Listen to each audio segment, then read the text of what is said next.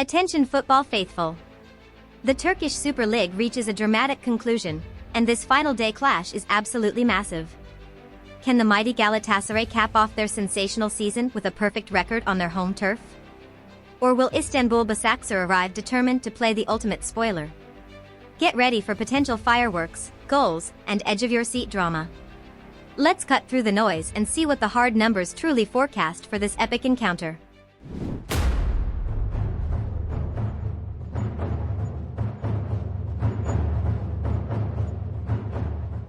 Expect Galatasaray to deploy their familiar 4-2-3-1 setup, while Basaksehir might counter with a 3-5-2. Digging into team traits, Gala are lethal finishers and deadly from attacking set pieces. They excel at unlocking defenses with precise through balls and wide attacks. Basaksehir also boasts aerial strength and clinical finishing. But here's a red flag for both sides: they show vulnerability in preventing opponents from creating clear-cut chances. Basaksehir, in particular, struggles against swift counterattacks and is prone to individual defensive errors. Gala loves controlling the tempo with possession and short passes, pushing high up the pitch. Basaksehir also favors possession and short passes but can adopt a more aggressive approach. This suggests a tactical battle where defensive lapses could be costly. Now for the injury report, and there's significant news.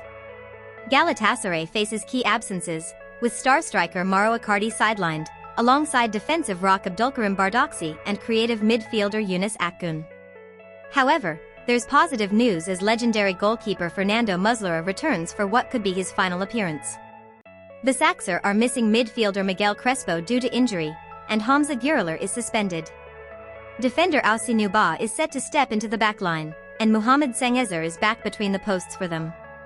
These personnel changes could fundamentally alter defensive dynamics and midfield control for both teams, potentially opening up unexpected avenues for attack. The league table paints a stark picture, confirming Galatasaray's dominance as champions, perched comfortably atop with a substantial points cushion. They boast an absolutely phenomenal goal difference, finding the net with incredible frequency while keeping things exceptionally tight at the back. Their home record is almost flawless, a near-perfect run of wins with not a single defeat. Contrast this with Istanbul Basaksehir, sitting solidly in 5th place, a respectable mid-table position. Yet, their away form tells a different story, with more losses than victories on the road and a negative goal difference away from home. This glaring disparity between Gala's fortress-like home record and Basaksehir's away day woes is a crucial factor to consider. Galatasaray's recent form? Simply breathtaking. They've stormed through their last 6 matches across all competitions, securing a perfect winning streak.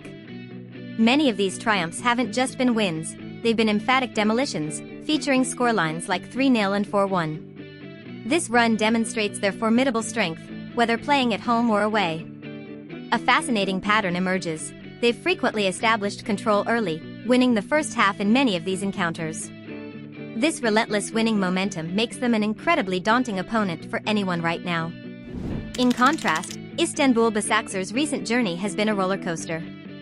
Over their last 6 outings, they've landed squarely in the middle, 3 wins and 3 defeats. Their most recent game was a surprising home loss where they shipped 3 goals. On their travels, they've been involved in some real thrillers, both winning a 5-goal encounter 3-2 and suffering a heavy 4-1 defeat. This inconsistent run highlights potential defensive vulnerabilities, particularly away from home, and points towards matches often involving multiple goals at both ends. Comparing their recent statistics further solidifies these trends. In their last 6 games, Galatasaray has been averaging over 3 goals scored per match, while conceding almost nothing in return, a truly astounding defensive record recently. When playing at home, their scoring average climbs even higher, with concessions remaining minimal.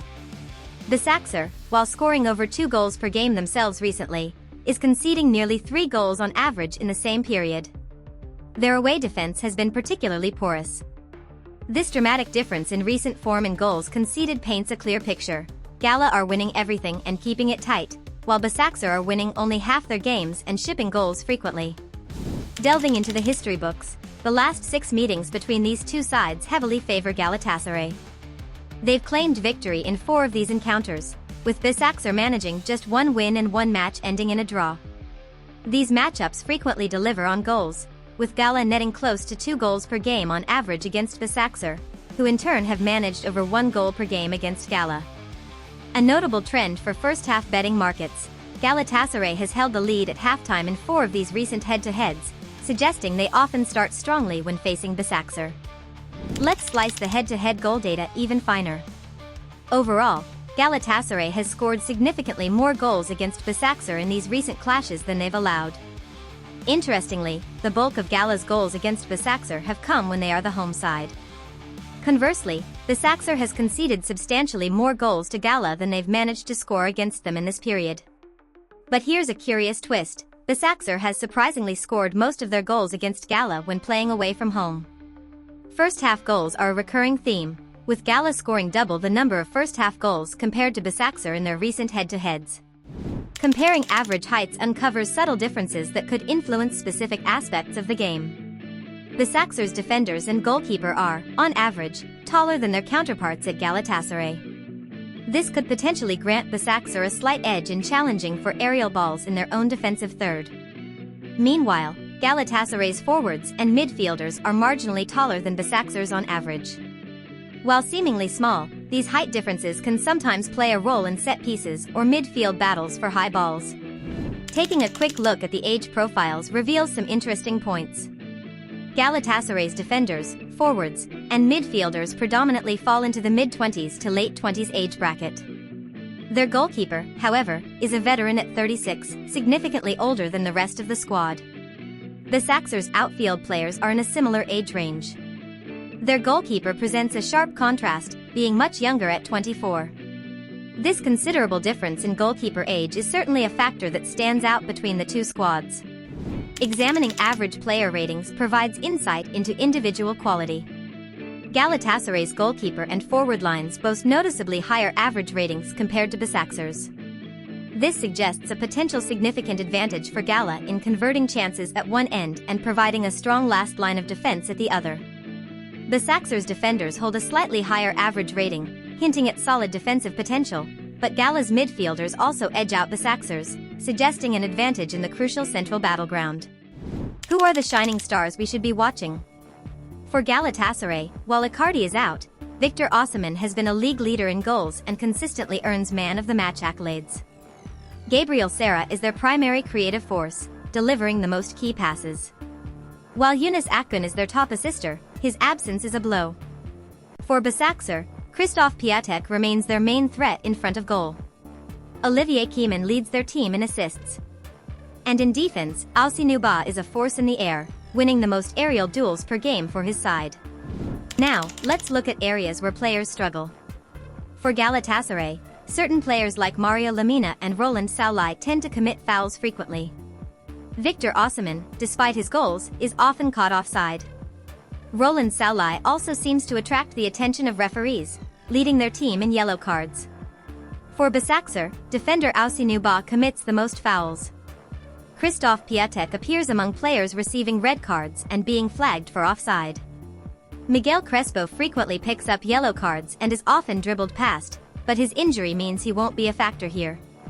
These stats highlight potential areas for fouls, cards, and offside betting markets. Understanding when goals typically occur over the season can be highly valuable. Galatasaray distributes their goals fairly evenly across the 90 minutes, but they show peaks in scoring intensity between the 20 and 30-minute marks and again between 50 and 60 minutes. They concede goals more steadily throughout the match, with a slight uptick also occurring around the 50 to 60-minute period. Basaksehir also spreads their scoring, but they appear more vulnerable defensively during specific windows, conceding frequently in the 20 to 30, 40 to 50, and 60 to 70-minute periods. Both teams seem susceptible to conceding goals in the 10 minutes leading up to halftime and shortly after the hour mark. Finally, let's dive into the most popular betting market, totals. Galatasaray's matches this season have been goal-laden affairs, with over 2.5 total goals occurring in a significant majority of their games, hitting roughly 74% of the time. Even hitting over 3.5 goals is common, happening in over 40% of their matches. Basaksehir's games also frequently see over 2.5 goals, approximately 62% of the time, and over 3.5 goals in over 40%. This strong seasonal trend for both teams, consistently exceeding higher goal lines, points heavily towards a high-scoring encounter being the most probable outcome based on historical data.